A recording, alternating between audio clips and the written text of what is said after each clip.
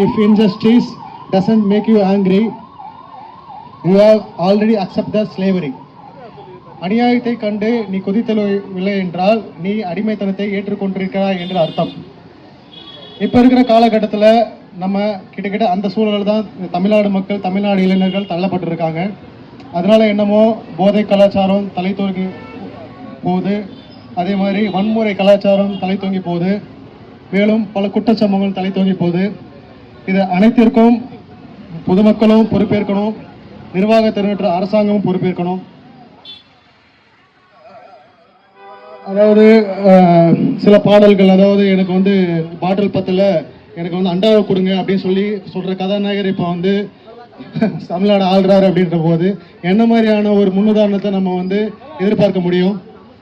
கட்டிப்பிடிதான் சொல்கிற ஒரு நாயகன் அவர் வந்து இப்போ சிஎம்மாக இருக்கும்போது வேற என்ன நம்ம ஒரு நாயகத்தை இங்கே மக்கள் இங்கே எதிர்பார்க்க முடியும்? ஒரு தலைவன் உயர்வு வரும்போது பணிவு வர வேண்டும், துணிவு வர வேண்டும் தோழா அப்படின்னு சொன்ன அந்த ஒரு நடிகன் எப்படி இருக்காரு, இந்த ஒரு நடிகன் எப்படி இருக்காரு? ஏதாவது ஒரு முன்னுதாரணத்துக்கு ஏதாவது ஒன்று இருக்கா? ஒன்றுமே இல்லை. சரியா? ஒரு உழைப்பு இருக்கா? உழைப்பும் இல்லை. போராட்டத்துக்கான எந்த அறிகுறிகள் இருக்கா? அதுவும் கிடையாது. வாழ்க்கையில் ஏதாவது புது சேவை, தியாகம், அர்ப்பணிப்பு ஒன்றுமே கிடையாது. இலங்கை தமிழர்களுக்கு 500 ரூபாய், அதுலேயும் ஒன்றும் பெருசாக சொல்கிற மாதிரி இல்லை. அந்த மாதிரி நிறைய விஷயம் சொல்லிட்டு இருக்கும்போது இப்போ சமீபத்தில் இந்த போதை கலாச்சாரத்தை பற்றி நம்ம பேசும்போது இந்தியா முழுக்க கிட்டத்தட்ட 16 கோடி பேர் போதை கலாச்சாரம் ஆல்கஹால் கன்சியூம் பண்ணிட்டு இருக்காங்க. 3,10,00,000 பேர் கஞ்சா பழக்கத்துக்கு அடிமையாக இருக்காங்க. தமிழ்நாடு இதில் 4வது இடத்துல இருக்கு.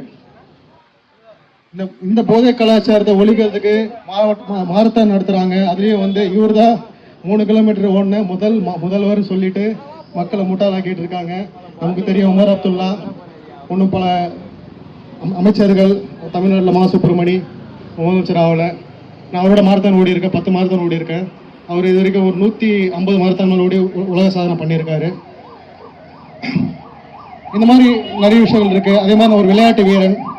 நான் வந்து உலக அளவில் குத்துச்சண்டை, kick boxing, MMA, mix marshal art, உலகத்திலே ரொம்ப ஆபத்தான சண்டை முறை மல்யுத்தம், அந்த அக்காரா விஸ்லிங் சொல்லுவாங்க, மர்குஸ்தின்னு சொல்லிட்டு உழைப்புக்கு ஒரு முன்னுதாரணமாக அந்த அந்த மல்யுத்த கலை பயிற்சியை சொல்லலாம். ஏன்னா நாங்கள் பயிற்சிக்கு முன்னாடி உழுதுட்டு அதை வந்து கலப்பை போட்டு நிறவிட்டு அதுக்கப்புறமேட்டு நாங்கள் மல்யுத்தத்தை அந்த மண்ணை எங்கள் மண்ணில் பூசிட்டு எல்லா வீரர்களும் ரொம்ப திடகாத்திரமாக இருப்பாங்க. ஏன்னா ஒரு நாளைக்கு 500 சப்பாட்டா 10 வாட்டி 30 மீட்டர் அந்த மாதிரி உயரத்துக்கு ரோப் ஏறி இறங்குவாங்க.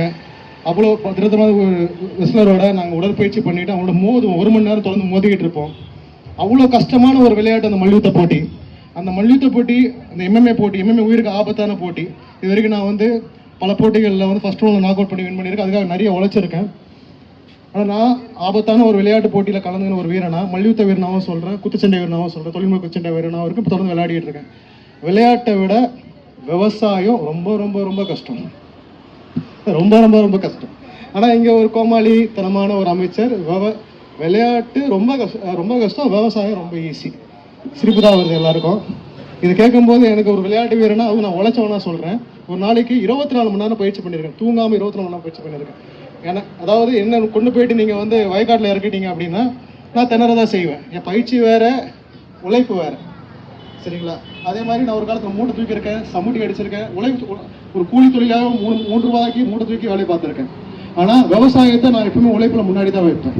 ஏன்னா அவங்க வந்து மற்ற உழைப்பை காட்டிலும் உற்பத்தி பண்ணி நமக்கு வாழ்வாதாரத்துக்கான உணவை கொடுக்குறாங்க. அவங்களை எப்பவுமே முன்னாடி வைக்கணும், அவங்களை நம்ம தரம் தாழ்த்தக்கூடாது. ஆனால் இது ரொம்ப சர்வசாதாரணமாக நடக்குது. அதாவது பிடல் காஸ்ட்ரோ ஒன்று சொல்லுவார், ஒரு அயோக்கியனை நீ நியாயப்படுத்தினாய் என்றால் நீ மிகப்பெரிய அயோக்கியனாகிறாய் அப்படின்னு சொல்லிட்டு. இப்போ வந்து என்ன நடந்துட்டு இருக்குன்னா, ஒரு அயோக்கியத்தனமான எந்த ஒரு விதத்துலையும் வந்து ஒரு தகுதியும் எதுவுமே இல்லை, ஒன்றுமே இல்லை.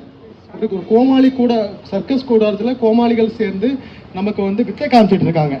ஆனால் என்னன்னா இப்போ இருக்கிற மக்கள், அது படித்த மக்கள். என்னுடைய மாணவர் ஒருத்தர், நான் வந்து என்னுடைய பயிற்சி கூடம், எனக்கு வந்து ஒரு தற்காப்பு கலை, குத்துச்சண்டை, எல்லா தற்காப்பு கலையும் சார்ந்த பயிற்சி கூடம் இருக்குது, ஜிம் இருக்குது. அதில் ஒரு கல்லூரியுடைய பேராசிரியர் வராரு. அவர்கிட்ட நான் பேசும்போது அவர் கல்லூரியில் இருக்க எல்லா மாணவர்களும், அதுவும் பட்டதாரி படிக்கிற மாணவர்கள், பிஇ படிக்கிற மாணவர்கள், டிகிரி படிக்கிற மாணவர்கள், இப்போ இருக்கிற இந்த கோமாளித்தனமான அரசாங்கத்தையும் அதை நிர்வகிக்கிற அந்த அந்த தலைவர் சொல்கிற தற்கொலைகளையும் வந்து ஆதரிக்கிறாங்க. அவங்க செய்கிறதெல்லாம் நியாயம்னு சொல்லி அவங்க வந்து அதை ஏற்றுக்கிறாங்க. எப்படிப்பட்டு அது ஏற்றுக்கிற மனப்பான்மை இருக்கு இல்லையா, அதுதான் நமக்கு பெரிய ரொம்ப ஆச்சரியமாக இருக்குது.